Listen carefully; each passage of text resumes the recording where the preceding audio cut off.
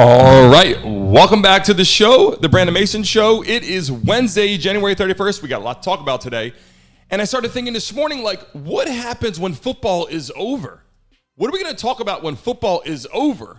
Well, here's a inclination for you. Take a look at the screen right now. We got a lot to talk about. Let's run through the hit list. The Steelers, Taylor Swift, NFL rules, gambling, the Kickers, Tennessee, a lot of violations, NHL, and the Orioles being sold for a lot of money. Let's dive in right now. Let's talk about it because the Pittsburgh Steelers have just hired the offensive coordinator, Arthur, from the Falcons.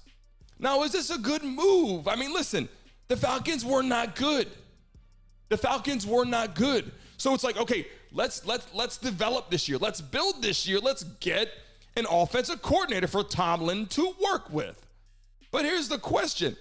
How are you going to move forward and win games unless you hire someone who's actually winning? And I'm not knocking the guy, but the Falcons were terrible. Let's just face it. And the Steelers have a lot of other questions, a lot of other things to fix. Tomlin, yeah, he's a great coach. He's been there for a long time. He was in the hot seat. And then it's like, okay, we're going to keep him, but who's your quarterback? Kenny Pickett. And then it's not Kenny Pickett. Then he's hurt. Do they like Kenny Pickett? Do they love Kenny Pickett? And then it's Trubisky. And then it's Mason Rudolph. And it's like, can you pick a quarterback that you want to play? I get Kenny Pickett was your guy. Is he a long-term solution, though?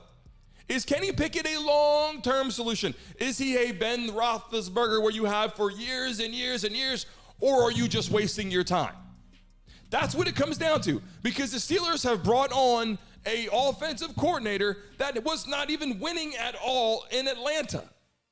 So if you ask me, what do the Steelers fans have to look forward to this year? What's the breath of fresh air that the Steelers are excited about? What are we going to do? What are we going to do in the offseason? That's what all these teams do. They come back to the new year. We got a coordinator.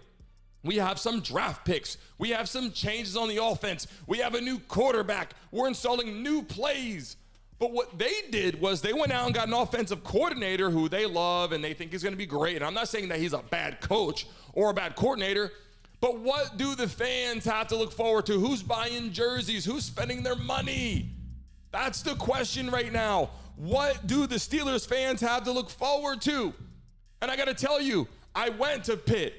Kenny Pickett went to Pitt. I like Kenny Pickett. I think he's a great college quarterback. I think that he'll be a decent NFL quarterback unless they start getting a lot more talent around him. And I got to tell you, the Steelers played pretty well without him when Mason Rudolph came in.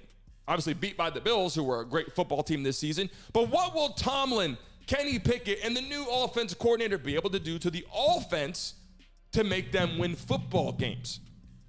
They want the terrible towels waving. They want the fans rocking. They want people excited. Well, guess what? I hate to break it to you. You're not going to be that excited. You're not going to be that excited as a Pittsburgh Steelers fan when you show up and there's minute changes made, because after looking at last season, they need a lot of changes to be made. And so if you ask me, watching the Pittsburgh Steelers, and not to end it on a bad note, I like Pitt. I hope the Steelers play well. I love what the fan base does. You know, up in Pittsburgh, it gets cold in the playoffs. It's a tough atmosphere, but you got to make changes. I hate to break it to you. But let's move on to Taylor Swift. Okay, so let's talk about this. Shannon Sharpe, was in the news, and he was saying, he agrees that Taylor Swift is a good thing for Kansas City. He thinks Taylor Swift showing up is a very good thing.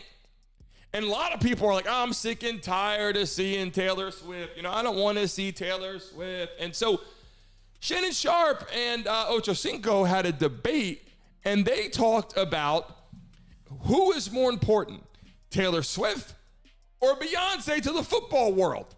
And listen, Shannon Sharpe made it very clear that he believes Taylor Swift is so important to the Chiefs and so important to football.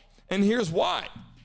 Taylor Swift is seen every single time the Chiefs throw a touchdown pass, every time they kick a field goal, and every time, more importantly, Travis Kelce catches a pass, especially for a first down or especially in the end zone. People are like, oh, yeah, Taylor Swift. And the people in, Kansas City are going ecstatic, right? Some maybe don't love her, but most of them are like, Taylor Swift's in the house, Travis Kelce's in the house. But sports fans around the world, football fans around the world, they're like, I don't want to see Taylor Swift anymore. I don't want her. I hate to break this to you. Taylor Swift sells more tickets than most people sell tickets. She sells more tickets than the Kansas City Chiefs. And let me just show this to you so you can get a better understanding. This is what Taylor Swift does. She sells out arenas. She sells out stadiums. And listen, I got to tell you, I'm not really a Taylor Swift fan. I don't really know any of her music. I don't sing any of her songs. I don't put it on in my house. I don't put it on my radio stations or my Pandora or any of that. But the truth is, look what she does. She sells tickets. Who is she selling tickets for? Okay, that's the question. I want to break this down for you. Taylor Swift is selling tickets for the Kansas City Chiefs, but let me break this down for you even better. She's selling tickets for the NFL. She's selling tickets for the NFL. Taylor Swift is putting more butts in seats, and she's bringing all these fans. When she shows up and they go, oh, this is my new, boyfriend. This is my new fiance. This is my new husband, if they take that route, in Travis Kelce. So what do you think all these fans do? All these diehard fans do? They follow Taylor Swift and they start, oh man, I love what she does. Wow, look at this. And they start following the Kansas City Chiefs. They start following the Kansas City Chiefs. So the truth is, what exactly Shannon Sharpe was saying is actually true. It's actually true because not only is she advocating for the Chiefs, the NFL is getting more views. She's a billionaire. Obviously, she's doing great. If you're in the chat right now, you can comment and talk. I know a lot of people get in here and they're scared to talk. Comment where you're from if you're watching live right now, because here's what happens. I can communicate with you right now. As we expand, the show gets bigger and there's hundreds of people in here watching the show. I can't directly talk to everybody. So if you're in here right now, don't forget, when you go and you subscribe to the channel, you can add the Mason Mob. You can be part of the Mason Mob in the movement as we expand throughout the network. Enough of Taylor Swift, but I got to tell you, a lot of people that were hating on her, oh, I don't like Taylor Swift. And listen, like I said, I know nothing about her music. I know she's a billionaire. She's dating Travis Kelce, but she's bringing her fan base to the NFL, and she's bringing her fan base to the Kansas City Chiefs. That's why they love her, and you're going to see her during the Super Bowl rocking like never before, singing her songs. When they spike it, all the instant replays and reviews, they're going to play that song, and they're going to be advocating for Taylor Swift. Hate to break it to you, but let's move on to NFL rules. Every single year, the NFL starts to change rules, some of the regulations, and how it goes. Here's the problem. People are not able to tackle like they were before. Oh, when you tackle somebody, hit them high. Oh, you can't hit them low. Oh, you can't do this. Listen, on the defensive side of the ball, how do you tackle now? How do you make plays now? And I love the NFL. I'm not knocking the NFL. Don't get me wrong. What I'm saying is, when you're playing at 100%, which you're supposed to, every coach is going to tell you, play at 100%, play through the whistle. If you're not playing 100%, then you have a problem because you can't make plays the right way. You can't hit the right way. And what they want you to do, as you get ready to hit somebody, hold on a second, stop, think, in a miniature second, how do I make this tackle? Put my head down, can't do that. Put your shoulder down, be careful where you hit. Oh, who am I tackling? Which brings us to the point. Jalen Hurts, what is this red penny? Guys, if you're watching right now, where you're from, comment in the chat. We'd love to have you in here. Let's build this thing live. And you guys commenting and subscribing, hit the like button. This helps this channel grow, and it helps the sports show grow as we expand. And I am getting big calls from other networks, which I'll explain tomorrow. So now, what is this red penny on here? What is this? This red penny is okay, what this does is, if you haven't played football before, on a high level, whether in high school, college, NFL, whatever, this red shirt makes it so Jalen Hurts cannot be touched at practice. If you haven't been on the practice field, understand, everyone's wearing, look, green and white. The Eagles are green and white. And Jalen Hurts is wearing red. Don't touch Jalen Hurts. So that's great at practice. That's great because you don't want to hit Jalen Hurts at practice and get him hurt for the game. But what does that do during the game? That penny comes off, and they call it a penny, which is funny, but it's a penny, a red little jersey. During the games, it's off. So what do? They're not protected anymore. So instead of having that red penny on, the refs protect them. The refs protect. Can't hit them. Can't hit them too late. Can't hit him there. Can't hit him here. How the hell do you hit the quarterback nowadays? It's too damn hard to play football if you can't even hit a guy. I mean, really, I'm just being honest. It is very hard to tackle someone in the NFL if you can't even make the play properly. You have to be able to go full speed, hit through the whistle, make the tackle, whether it's your helmet, your shoulder, whatever you do, that's why you have all the pads on. If you couldn't hit with your head, you might as well take the helmet off. Just run around without a helmet on. The truth is, you have to tackle differently. And Howard, if you could pull a picture up for me real quick behind here, we also have another picture of Justin Herbert, who just got Jim Harbaugh, which is great for him. But check this out. The red penny's on again. Behind him, backup quarterback has it on. So during the game, they cannot get hit because the refs stop the hit, and then at practice, they can't get hit. This is the best opportunity to be in the NFL at this point. I would say the backup quarterback. You barely get in, you wear a red penny, you get paid good money, and you get all the girls because you're the quarterback. Think about that. I mean, that's kind of what we're talking about right now. So what's the conversation you're leading to with the rules? You can't tackle properly, which leads to more injuries. Why? And I got a story for you. When I ran down, I tore my ACL on my knee. How? Because I'm running down on a kickoff, running, and then at the last second, the ref's blowing the whistle, and I'm stopping abruptly. When you run full speed and you stopped abruptly, you end up in surgery like myself, having my ACL repaired because I'm stopping because the ref stopped at last. Like, oh, can't do this. Okay, now I'm in the paramedic. I'm in the hospital getting wheeled in and wheeled out, having a surgery, recovering for a year, which arguably ruined a lot of my freaking sports career. And at the end of the day, it's part of the game. It's part of the rules and regulations, but I have a problem with that. They need to allow players to make tackles. And if you're a quarterback and you're running around the field and you want to make plays, you better slide, and you better slide early. I'm tired of quarterbacks running, sliding, and then you get hit a little bit. Oh, whoa. And listen, at first they were like, it's normal. Now, what do? They start looking around, throwing their hands in the air. Hey, you saw me get hit. Hello, I just got hit. Flag. And that's because they're being protected. They're getting millions of dollars. I get it. But if you don't want to get hit, throw the ball sooner. Hand the ball off. Don't get mad at the defensive end or the linebacker or defensive line who just, ran into you and smacked you. You're playing football. Welcome to the NFL. But let's move on to gambling. People love to gamble in sports. It's entertaining. It's awesome. You can bet at home now. You can bet on your phones. You can do all these things. Now, gambling is great, right? And I'm going to break this down for people because people watching this right now are people that love to gamble. You can all gamble, but people that are playing sports cannot. The NFL has regulations how you can gamble and what you should and should not do on your team. I'm going to pull them up in a second if I can read them with my glasses on the big screen in front of me. So if you're gambling, right, and you're enjoying whatever game you're betting on, you bet on the Giants, the Jets, the Chiefs game in the Super Bowl against the 49ers, that's wonderful sitting at home. But if you're playing football, Howard, pull it up. You're playing football, you're on the team. These are your regulations. Don't bet on the NFL. Thanks to Fox for giving this to us to put up on here. We appreciate it. It's not our graphic. It is Fox's graphic. Thank you. Rules of the NFL's gambling policy. Don't bet on the NFL. Don't gamble at your team facility while traveling for a road game or staying at a team hotel. So you can't do that. These are for players in the NFL.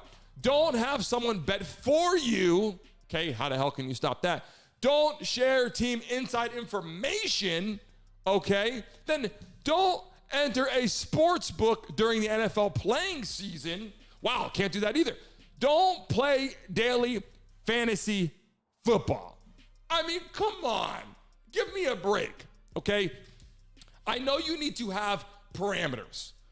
Who is going to be able to stop a quarterback? Patrick Mahomes wants to place a bet on the game, okay? Let me break this down for you, okay? Patrick Mahomes wants to bet on the game in the Super Bowl. Ready? Here we go. I'm going to bet that I'm going to throw one interception, $1 million. And then he turns around and he throws an interception. He won $1 million. I mean, think about this for a second. Now, I'm not saying this is true. I'm not advocating for this. I'm not saying that's what happens. I'm just telling you, people think things are rigged for the following reasons. Anybody can gamble at any given time without you knowing. If Patrick Mahomes wants to tell his cousin or his brother, which I wouldn't talk to him at all because he's all over the world. He's on TikTok, he's in the media, he's too much. But if you wanted to tell a neighbor or a friend, anybody you want to, hey, Brandon, why don't you bet on me that I will throw an interception in the first half? Put $1 million on it because I'm going to throw it right to the cornerback. I'm going to throw it right to the safety, which he can do. And people are like, does this happen? I hate to break it to you. I can't call anybody out, but I will tell you that it does happen. How much does it happen? That's another question. People will have all these conspiracy theories, happens all day, every day. I'm not saying that. What I'm saying is that it possibly could happen where people could fumble the ball on the goal line, and then it's like, I'm going to bet that the Chiefs score first. Okay, you want to bet the Chiefs score first? Christian McCaffrey could get the handoff and fumble the ball on the goal line and then give the Chiefs the ball and they score first. So it's easy for players to do that. And then coaching, it's easy for coaches to call the wrong play, to have the wrong reads to cause a problem. Now, I'm not saying they're doing that. For comment in the chat right now, thank you guys for jumping on here and commenting. Don't be scared to comment on the chat. Damn, I mean, I'm on here talking every day live, 10 to 11 a.m., not just to hear my self-talk, it's to build this network and build it big. So I appreciate all you. Good morning as I go through here right now. Buffalo Hogan, good morning. Devon, good morning. Candy, good morning. What is this? You kidding? You kidding? Good morning. I love that. Receiver, let me see. Receivers, let me just say here. Let me pull this over. Receivers just not catching wide open passes in the end zone. Look, people do this. People can actually bet on something if they want and then do it on purpose. They can. Are they doing it? Maybe, maybe not. But let's move on to kickers. And why? I don't think kickers get a lot of love. High school, college, they don't get a lot of love. Why? Because they're kickers, right? But the truth is, kickers have a lot of pressure, right? A lot of pressure. And let's talk about the Buffalo kicker. How did he fare out? How did he finish the game? Not too excited. Not too excited. And let me tell you something. If I pull up the name here, and I apologize, the Buffalo kicker who at the end of the game missed a kick that could have possibly gotten him into the next game, right? But he missed it. Tyler Bass missed the kiss. He missed the kick, and all of a sudden people are like, oh my God, he sucks and he's horrible. They deserve credit because they kick winning field goals as well. People are investing in quarterbacks, investing in running backs, investing in other positions. You better invest in your kicker because they put points up every game. And when they win, they're heroes. And when they lose, they walk off like this. So all I'm saying is, all I'm trying to get across right now is don't forget how important your kicker is to your team. In college and high school, in the National Football League, doesn't matter what level, mostly college and the NFL, because high school, kicking field goals isn't that easy, I would imagine. It's a little difficult. So college, NFL, invest in your kicker because you're going to be able to win games with a great kicker. I tried to kick a couple of times, didn't work out that well. So that's why I didn't play that position. And I was a running back. But at the end of the day, I'm just saying, I think they deserve a little bit more love in the position, a little bit less hate. It's just my opinion. But Buffalo, if he made the kick, we might be looking at the Bills in the position to go to the Super Bowl, right? But instead, we're not. The Bills are at home watching the rest of the game, the NFC Championship game, the AFC Championship game, and now they are watching the Super Bowl. So I'll just tell you this, if you're a franchise, invest in a kicker, it might be a good idea. But let's move on to Tennessee. Tennessee now is at risk for violations. And people are like, oh my God, what did they do now? It's going on. It's the NIL thing again. It's the NIL programs. It's the portal programs. It's how players are moving around the teams and transferring one team to the next team. It's impossible. You're opening up money. You're opening up money to high school and college players who have none. I had no money in high school. I had no money in college. I had a little bit of stipend from the university. Here's your monthly check. This pays for your room and board. Got some extra money here and there. But now you're opening up big dollar signs to high school and college players. And you're opening up dollar signs to your coaches to utilize the money to go buy their quarterback. Shopping for players. It's like the NFL. It's like the professional sports. So what do you expect to happen? You think Tennessee's going to sit back and be like, oh, we're going to play by the rules. Let me see. It's 5 o'clock. I can't call till 6. I got to wait. Let me see who we talk to. It doesn't work like that. No coach is going to sit back and wait to the last second. Oh, let me talk to him. Why? Because you're the last damn person talking to him. That's why. So what are they going to do? They're going to chase players now. They're going to offer money they don't freaking have, or maybe they will have, or may or may not come to fruition. They're going to offer all kinds of stuff. Booster club, alumni, collectives, because that's how they're competitive. If you're in the chat right now, let me see. Why not just remove kickers from the game? Force everyone to go for it. I like that idea. Just go for it on 2. Just go for 2, whatever, right? Let me see, Candy. Kickers are definitely more important. I love it. NFL rules are somewhat unnecessary. Yeah, that's right. I see it on here. Good morning, Brenda. Risha, good morning. I love all of you in here. Thank you for joining the live. I have some interesting news and some interviews coming up later in the week that I will tell you about. There are networks contacting me via social media. And the reason why I haven't jumped to those opportunities is because I don't want to be on their panel talking or their radio station talking. I want to be on my own platform talking like this. So thanks to you guys for coming in and talking and chatting with me every day. Will help me grow bigger than ever. So I thank you. All of you that are in here from the start are more important to me than you know. So people that are in here, thank you. As all the social media grows, check out Instagram, Twitter. They're all a lot bigger than YouTube, but now we're expanding the live portion. Thanks to you guys. Thank you. But let's move on to NHL because something interesting happened, and it will keep happening if things don't work out. So I'm going to pull this up actually on my computer so I can read this better. But according to the lawyers, right, Carter Hart, Dylan Dube, Michael McLeod, and Cal Foote are, I believe you want to say Cal Foote, right, Foot, are charged with sexual assault. Now, is this the first time or last time this has happened? No. Will this happen again? Yes. Why? Because people are having a good time. They overstep boundaries. And sometimes the boundaries are crossed and the woman is correct. And rightfully so. No man or woman, vice versa, should ever sexually assault anyone ever. So I'm not advocating for that. And I'm not saying that. So don't take this wrong and don't get your feelings hurt. What I'm saying is, and this photo shows, 4 very successful hockey players, and this doesn't have to be hockey in the NHL.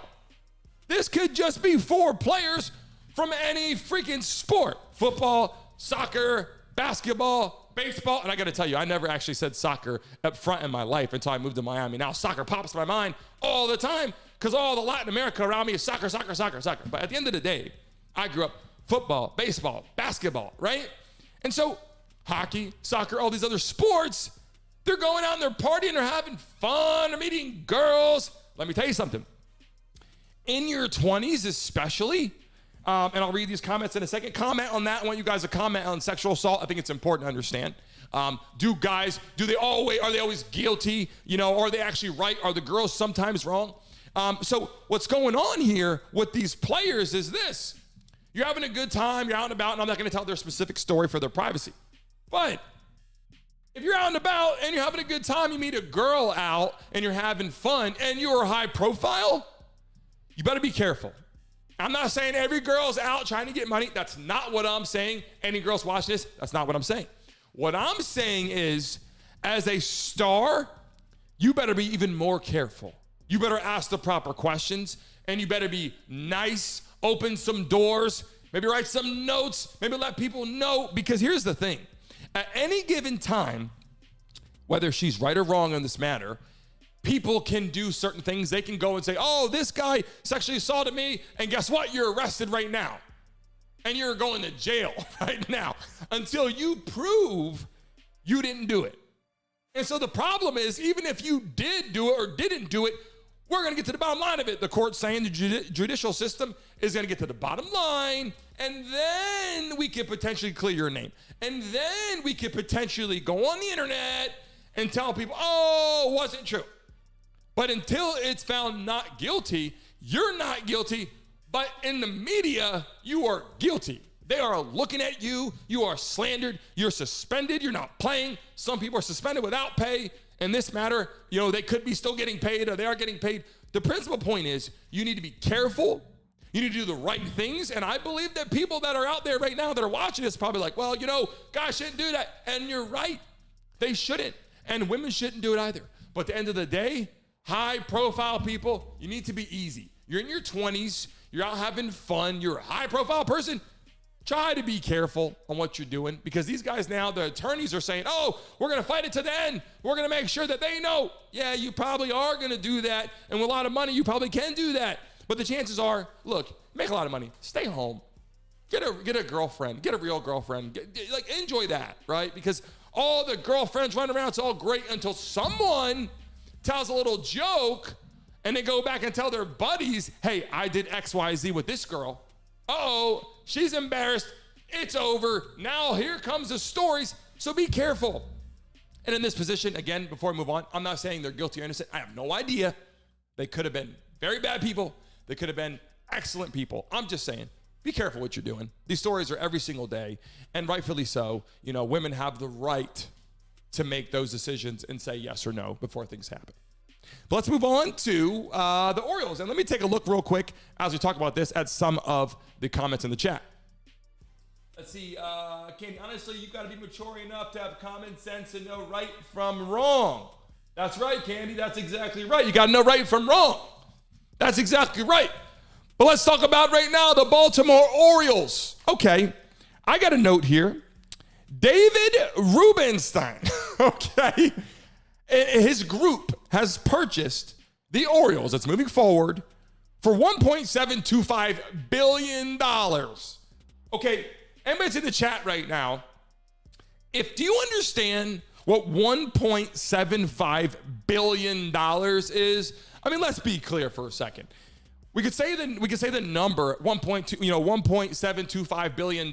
We can say that all we want until you understand that is $100 million a lot of times, right? We're talking like 17 times $100 million, like over and over and over and over and over.